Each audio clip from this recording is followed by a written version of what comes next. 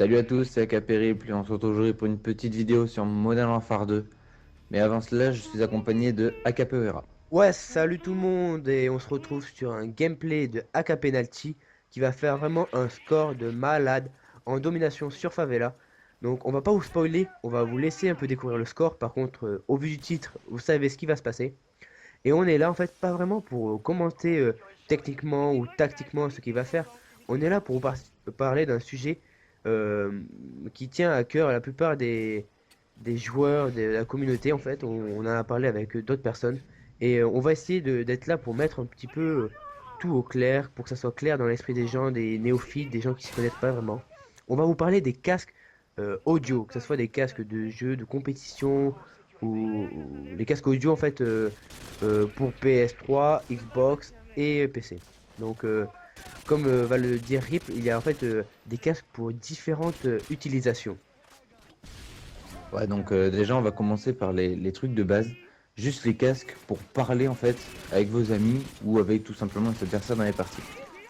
Sur Xbox, ça va être juste le casque Microsoft qui est vendu avec la console.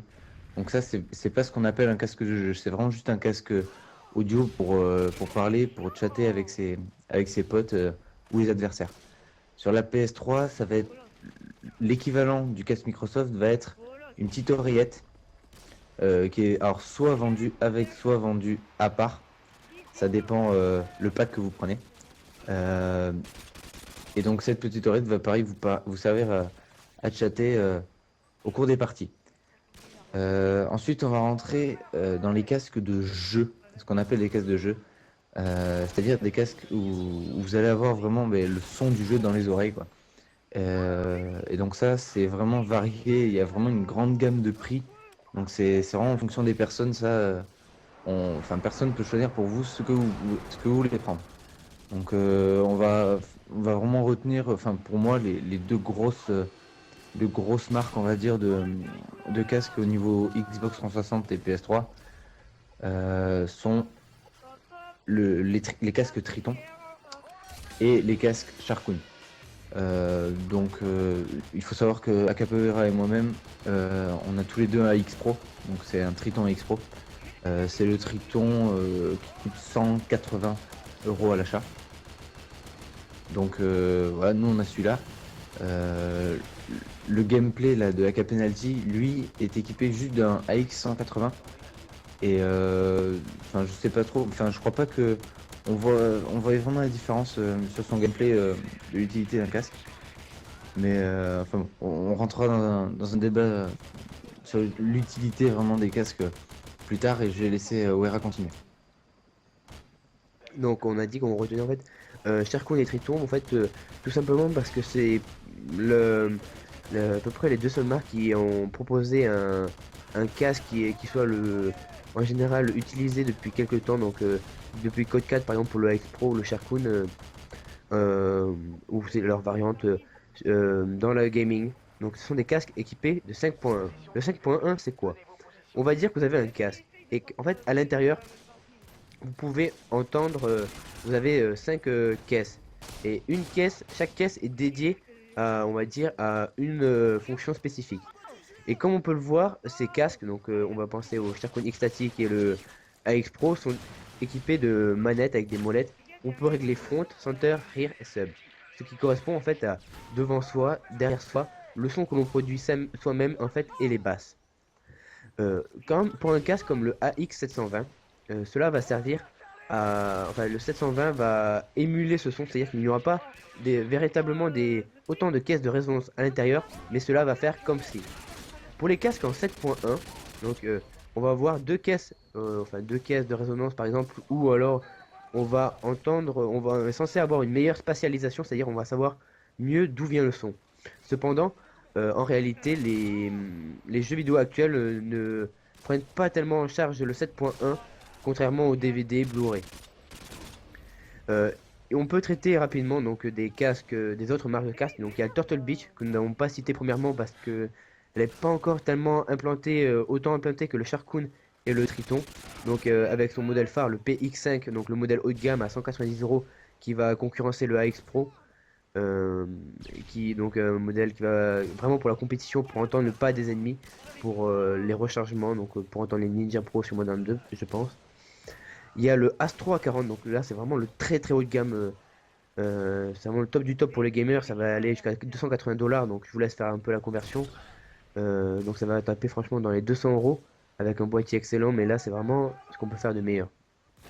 Euh, donc les Turtle Beach, pour y revenir vite fait aussi, donc ils font beaucoup de casques entre 50 et 120 €, donc pour avoir un certain confort de jeu et à la fois quand même être dans l'ambiance sans gêner ses amis. Donc c'est aussi une des deux raisons qui font qu'on peut acheter un casque. Être euh, confortablement installé, sans gêner et pouvoir être dans le jeu. Et c'est ce qui va amener en fait notre débat. Est-ce que les casques modifient les rapports de force sur Call of? Rip, je te laisse présenter. Ouais. Donc en fait, on se posait la question, est-ce que un casque de jeu, un casque gaming, va avantager certains joueurs, donc les joueurs qui en possèdent un, et désavantager les autres? Comme on peut le voir sur Modern Warfare 3, je vais pas rentrer dans les détails précis, parce qu'on prépare quelque chose pour ça, mais sans rentrer dans les détails, Modern 3 a pensé aux joueurs qui étaient équipés d'un casque, notamment avec l'atout rapport pro, parce que dès qu'il est passé en pro, il donne les bruits des ennemis sont beaucoup plus comment dire, accentués. C'est-à-dire que vous allez vraiment les entendre, mais de beaucoup plus loin lorsque vous êtes équipé d'un casque. Et l'atout silence de mort vous donne vraiment un silence, mais silence de mort justement. Il est vraiment, vous êtes extrêmement silencieux.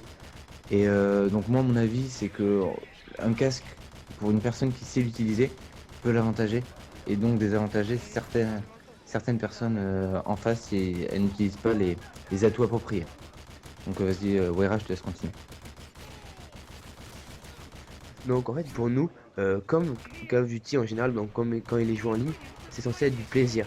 Et normalement on prend plaisir avec des joueurs qui sont de notre niveau. Or donc s'il y a des joueurs qui sont avantagés d'une manière ou d'une autre, je pense que ça va nuire au plaisir du jeu, même s'ils auront investi parce que ils sont à fond dans le Call of Duty. Je pense qu'il faudrait créer une sélection spéciale pour les personnes non équipées d'un casque pour valoriser celles qui arrivent à jouer tactiquement et qui jouent bien à l'arme sans avoir besoin d'un casque. Et cela pourrait donc permettre aux joueurs qui ne peuvent pas forcément faire du LNP, du GB, du MLG ou encore du Desserto, parce que non équipé d'un casque, ce qui est important dans la compétition, de pouvoir avoir quand même un bon niveau. Donc le gameplay va bientôt tourner à sa fin. On voit qu'il a débloqué sa deuxième nuque. Et en fait, on voudrait que la communauté donne son avis sur ces casques et sur l'idée donc d'une sélection spécialement dédiée aux casques. Donc n'hésitez pas à commenter, à partager la vidéo, même si on doute que ça change grand chose, mais que les gens soient un peu au courant de ce qui se fait. N'hésitez pas à aller sur notre page YouTube, dans notre chaîne. On a lancé une série aussi Minecraft et on va lancer d'autres vidéos où on va expliquer un peu plus en détail, par exemple les équipements pour les manettes. Donc je pense aux Avengers, à tout ce qui est pour les joysticks et à bien d'autres choses pour les personnes néophytes. Donc au revoir et n'oubliez pas, Bye bye. commentez.